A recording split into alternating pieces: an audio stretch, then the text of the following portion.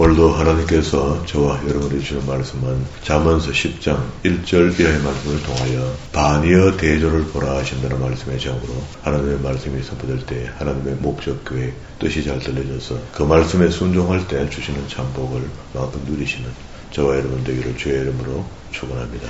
잠언서 읽는 방법이 구조를 잘 이해하면 잠언이 좀 더 많이 보이겠다 이렇게 잠언서를 시작할 때 말씀을 드렸는데요. 잠언서 안에는 전체 속에 물론 잠언은 한국교회에서 한 달에 1월 1일부터 한 장씩 읽어 내려가면은 31장까지 읽어서 31일 되는 날 잠언서 한 권을 다 읽는다라는 의미를 두고 읽어라 하는데 그냥 읽어서는 물론 큰 재미가 없습니다. 그러나 잠언서 구조를 잘 이해하고 들여다보면은요, 서술한다 그랬죠. 어떤 제목을 서술하는데, 악인의 유혹을 쫓지 마라, 선을 행하는 자는 복이 있다, 아비의 훈계를 들으라, 악인의 길을 가지 마라, 음료를 멀리하라, 담보를 벗어나라, 그리고 또 게으르지 말라, 하나님을 미워하는 행위가 있다. 그리고 악한 계집을 경계해라. 미련한 여인도 있고, 미련한 여인이 있으면 미련한 남자도 있겠죠.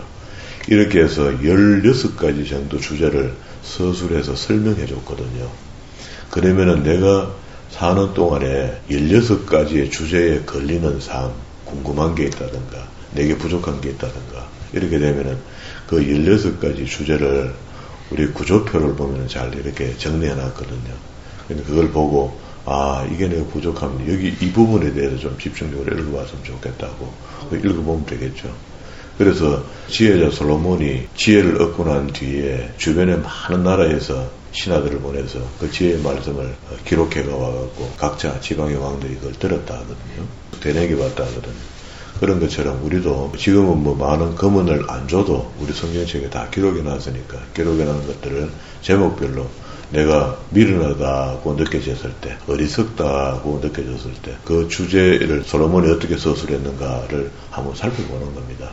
그리고 오늘의 내게 주시는 지혜로 합산해서 결론을 돌출해내면은 실수가 좀 안 적겠습니까? 그렇게 살면 좋겠습니다. 그래서 잠언이 우리에게 유익하는데요. 10장부터 15장 말미까지는 반의어 대조법이라고 그랬죠. 반대되는 단어를 대비시켜갖고 문장을 만들어 놨거든요. 16장부터 21장까지 21장 말미까지 있는 이야기는요, 동의어입니다. 같은 맥락을 갖추는 단어 2개를 사용해서 한 문장을 만들었거든요. 그러니까 이렇게 이해를 하고 읽어야지 문장이 조금 더 와닿을 겁니다. 그리고 난 뒤에 앞에 주제 서술하던 이야기가 또 중간에 삽입됐고, 그 이후에 이것도 솔로몬의 잠언이라 하면서 25장 1절에 보면은요, 이것도 솔로몬의 잠언이요, 유다왕 히스기야 신하들이 편집한 것이라 하고 어디서 발췌했다는 것까지 다 설명해 놨습니다. 나중에 후대에 히스기야 왕 때에 이게 발췌된 겁니다. 그래서 여기에 다시 아까 반이어 대조법이 연결되어 있어요. 28절까지 연결되어 있고 다시 또 건너가 25장 28절 끝에서 17절로 간다 해서 길로 지나가다가 자기와 상관없는 다툼을 간섭하는 자는 개의 길을 잡는 것이다 이렇게 했죠.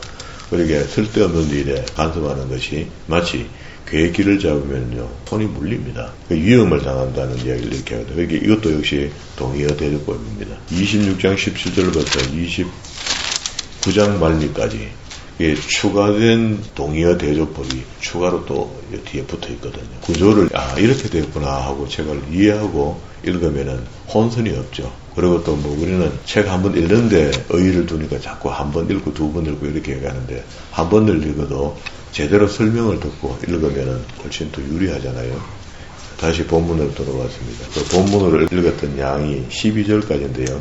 여기 전부 다 보면 다 악인과 선인이 주류를 이룹니다. 성경은 우리한테 선한 삶을 살기를 바라거든요. 내가 선하고 사는지 악을 사는지 나중에 다른 사람한테는 악이 되는데 내한테는 악이 선이 될 때가 있거든요. 내 잣대가. 12절에 미움을 사랑은 이렇게 미움은 다툼을 일으켜도 사랑은 모든 허물을 가려줍니다. 13절 명철과 지혜. 명철한 자는 입술에 지혜가 있어도 지혜가 없는 자의 등을 위하여 채찍이 있느니라. 그게 명철한 자, 지혜롭지 못한 자. 14절 지혜로운 자는 지식을 간직하거니와 미련한 자는 입에 멸망에 가까우니라. 지혜로운 미련한 자. 15절 부자의 재물은 그의 경관성이요 가난한 자의 궁핍은 그의 멸망이니라. 가난한 자 그리고 부한 자.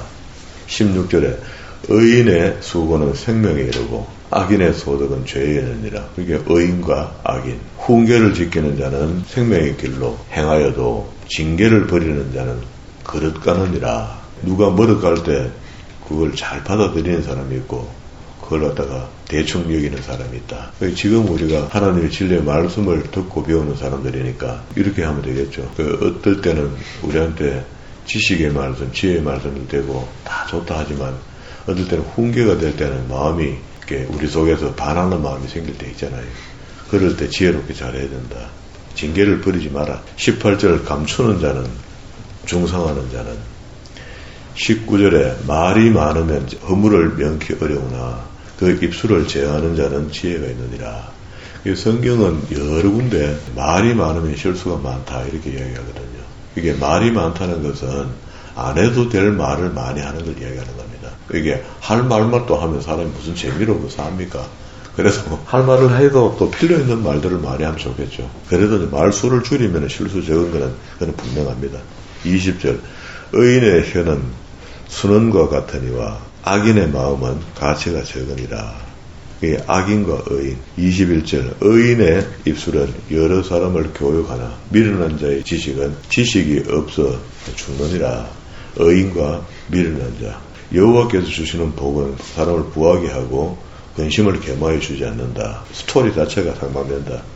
23절 미련한 자는 악으로 낙을 삼는 것 같이 명철한 자는 지혜로 낙을 삼느니라. 미련한 자, 명철한 자. 24절 악인에게는 그의 두려워하는 것이 임하거니와 의인은 그의 원하는 것을 이루느니라. 악인과 의인.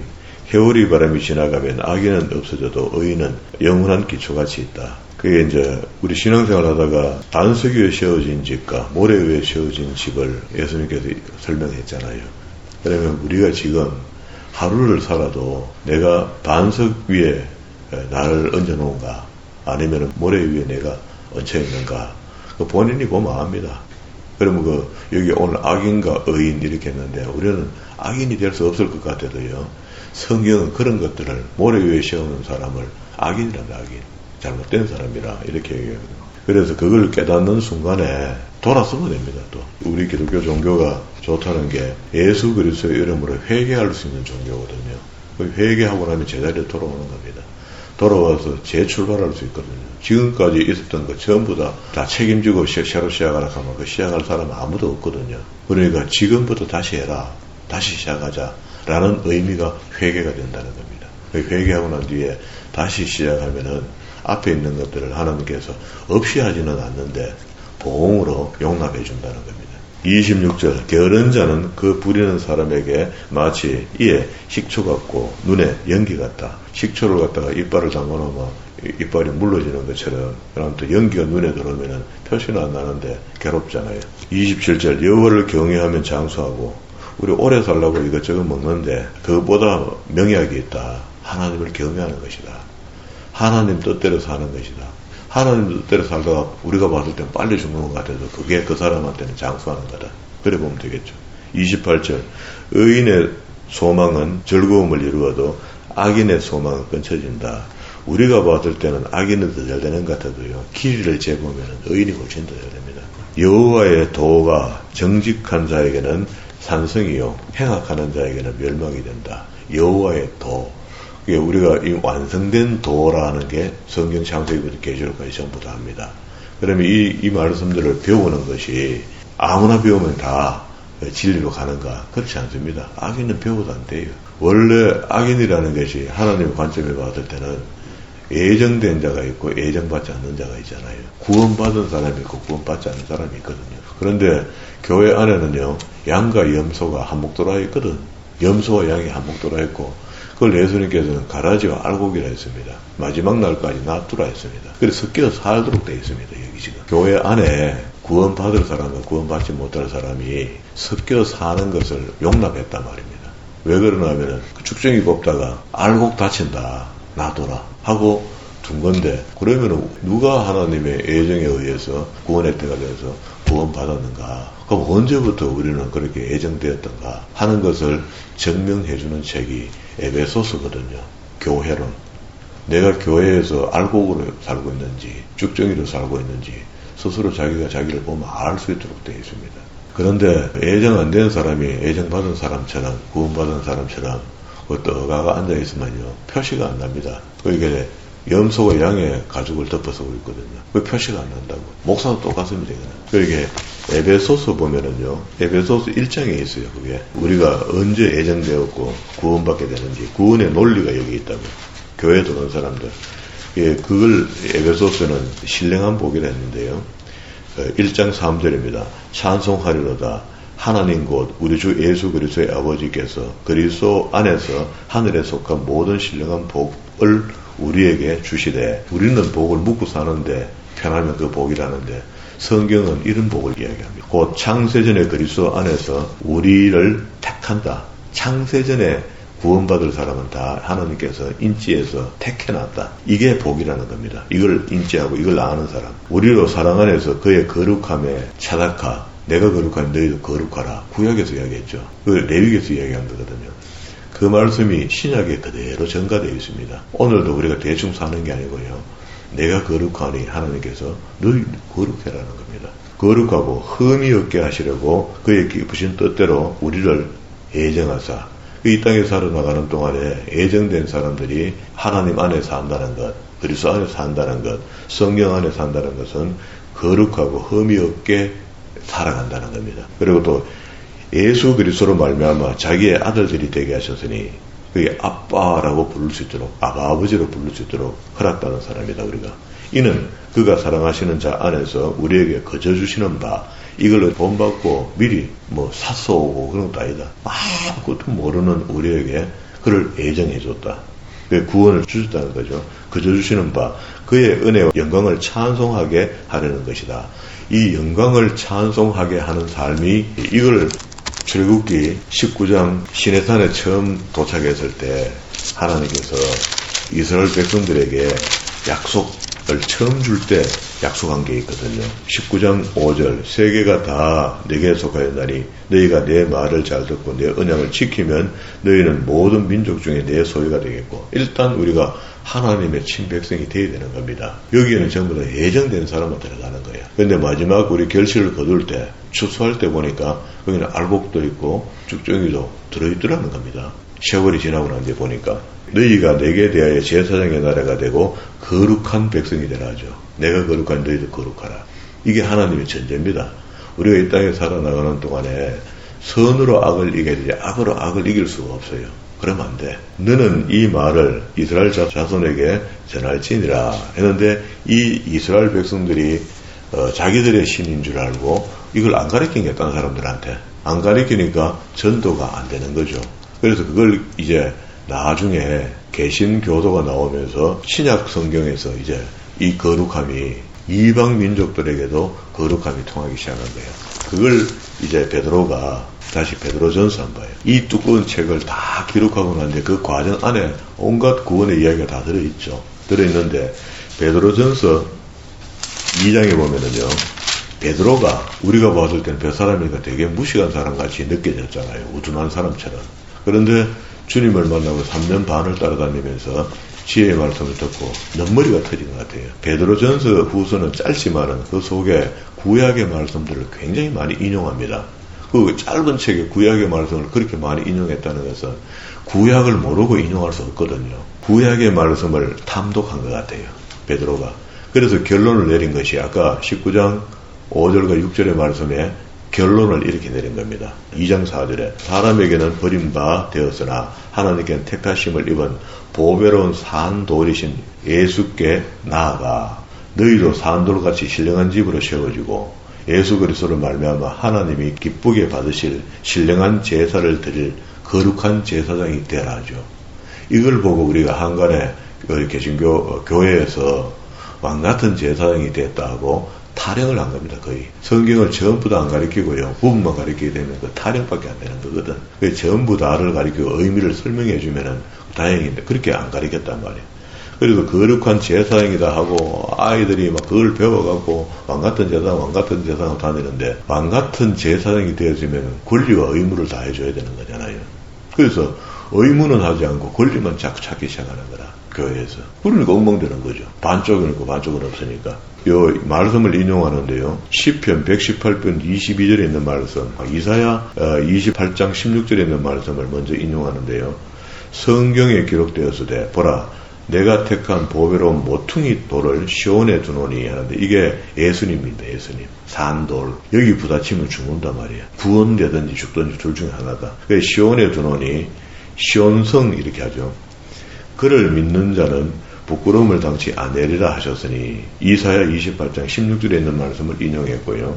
그러므로 믿는 너희에게는 보배이나 믿지 않는 자에게는 건축자에 버린 그 돌이 모퉁이의 머릿돌이 됐다. 부딪히면 죽는 돌이 됐다. 믿는 자에게는 구원의 돌, 믿지 않는 자에게는 저주의 돌이 되는 거죠.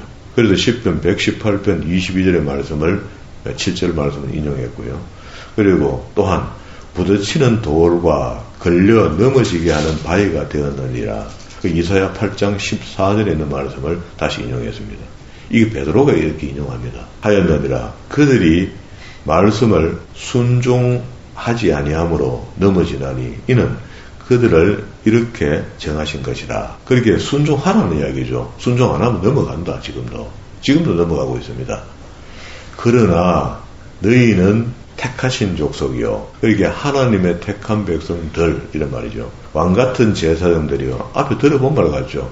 출애굽 19장 5절과 6절의 말씀에 처음 하나님께서 출애굽시키고 홍해를 건너오고 세례를 준 것처럼 의미하고 구원받은 사람으로 인정해줄 때 60만 3,550명 중심 그 사람들이 광야에 나와서 처음 모세가 대표성을 띠고 하나님의 불러 오신 하나님을 만났잖아요. 만나고 난 뒤에 처음 받은 말씀이거든. 그러면은 그게 제사장들이요 거룩한 나라요 그의 소유된 백성이니 이게 베드로가 깨달은 겁니다. 유대인들에게만 준 게 아니고 이방인들에도 함께 줬구나.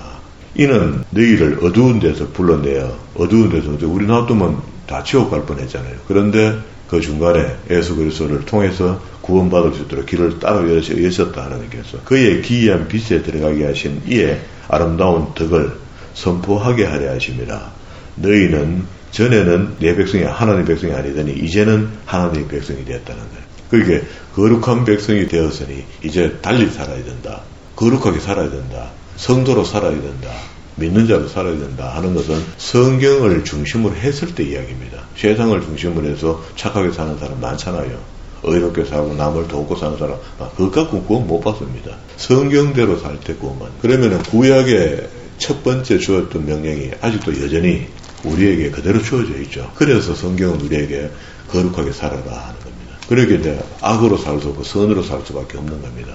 그런데 상대가 악을 하는데요. 그래도 어쩔 수 없습니다. 그 순간에 가장 지혜롭게 살아가는 거죠. 다시 잠언서로 돌아가십니다. 11장부터 봅시다. 속이는 저울은 여호와의 미워하시는 공평한 추는 그의 기뻐하시느니라. 속이는 저울, 공평한 추. 그게 저울이 추를 갖다가 옛날에 고대 그런 게 있었답니다. 추의 무게를 요거는 1kg짜리입니다 해놔놓고 1kg가 안 되는 것들. 이게 거짓말 속이는 저울이 있다는 거예요. 그걸 갖다가 옛날부터 성경에 아주 법으로 정해놨습니다. 속이지 말라고 저울을. 사람을 눈 속이는 말은 거죠. 우리 그 시장 가면은 고봉으로 열어다니는 접시가 있어갖고 위에 날라리아이 깔아놓고 가득 담아져 있는 것처럼 한국 속이는 겁니다. 우리는 다 그걸 알고 고향밖에 안 된다는 걸 알고 그냥 사먹어서 그렇지. 2절 교만이 오면 욕도 오거니와 겸손한 자에게는 지혜가 있느니라. 그래서 우리 마음속에 교만이 삭트기 시작하면 이런 말이죠. 차라리 겸손히 살거라.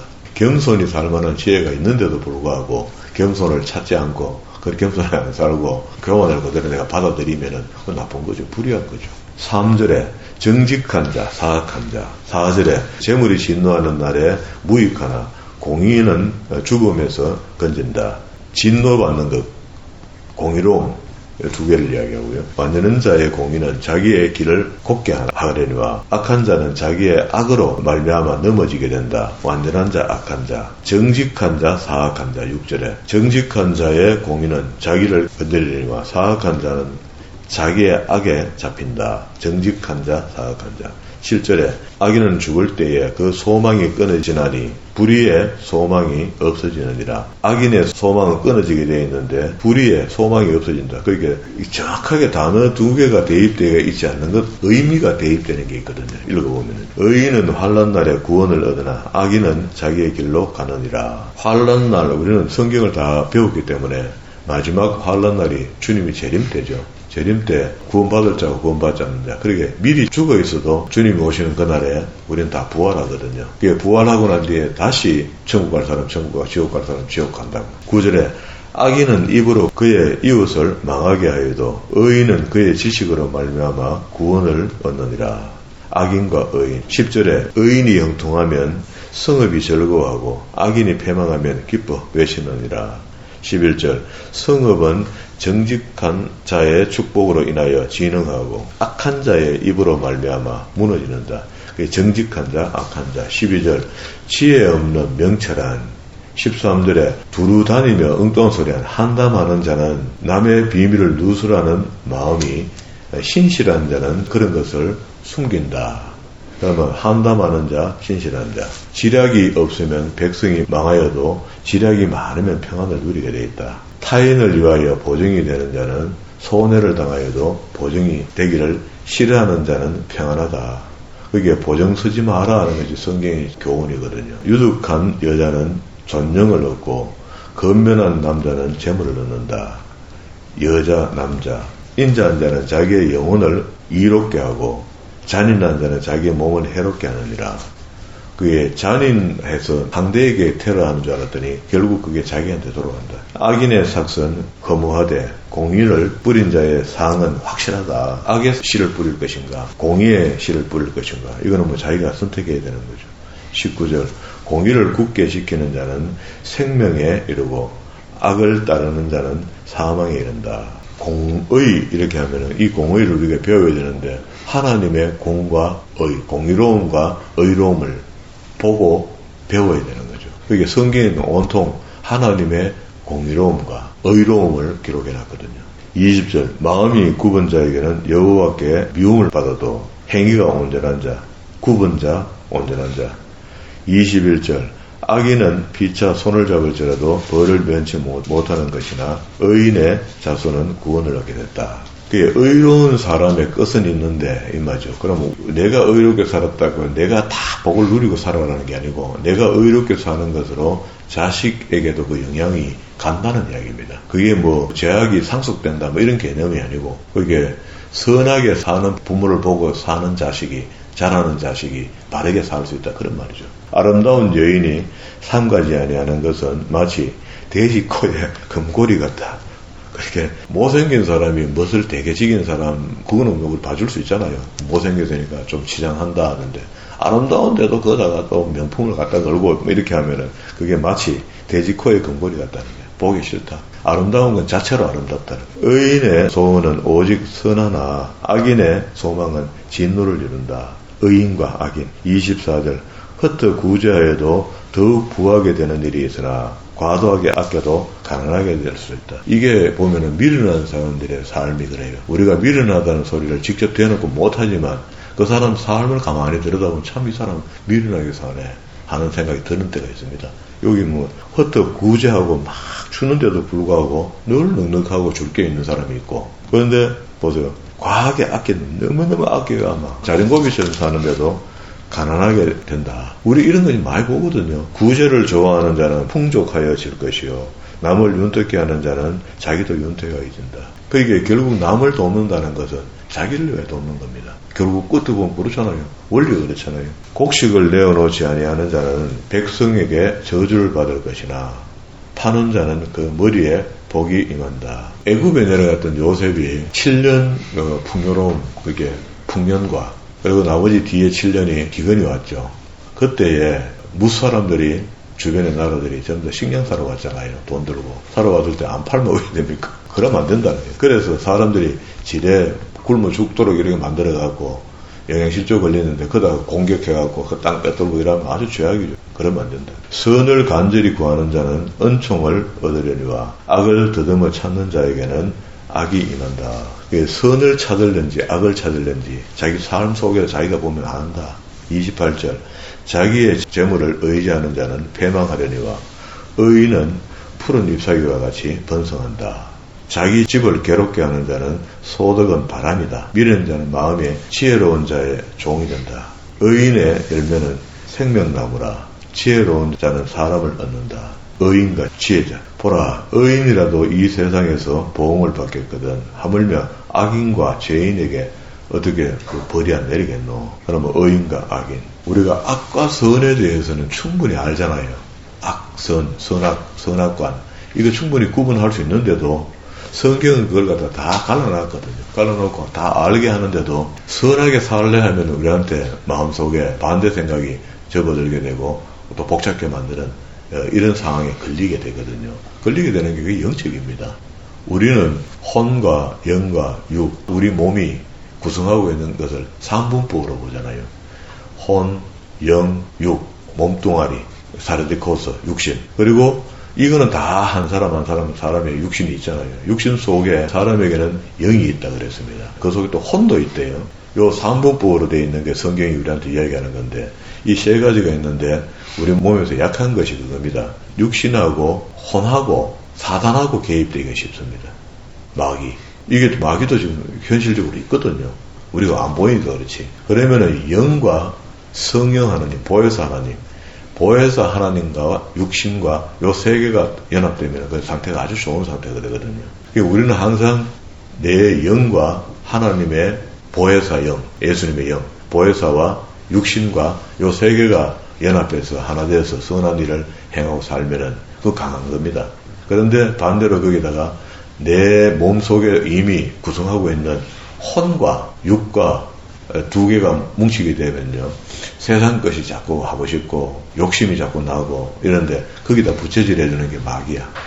사탄이 여기다가 개입되게 되어 있거든요. 우리 생각을 하면 간단하죠. 이제 다시 살다가 내가 이거 왜 이렇게 욕심이 나노 싶거든. 그건 마귀가 부채질 한다고 생각하면 되는 거라. 그런데 이거 분명히 내가 먹으면 내가 배가 부르고 내가 좋을 것 같은데 라고 생각하는데 남을 주라 할 때, 선을 베풀어라 할 때 성경이 돕는 거죠. 이 두 가지는 분명합니다. 이게 살다가 악한 일, 선한 일을 구분하는 것이 우리가 강도지도 안 하잖아요. 악한 일 안 하잖아요. 그런데 우리 마음속에, 내면 속에 두 가지 마음이 갈라질 때마다 누가 개입이 있다. 사탄의 개입과 성령의 개입이 있다라고 생각하고 그 사탄과 성령의 개입에서 잘 분별해서 나를 그리스도의 향기로, 소금으로, 빛으로 아름다운 덕을 선정케 하는 사람으로 살아가도록 만들어가는 저와 여러분 되기를 주의 이름으로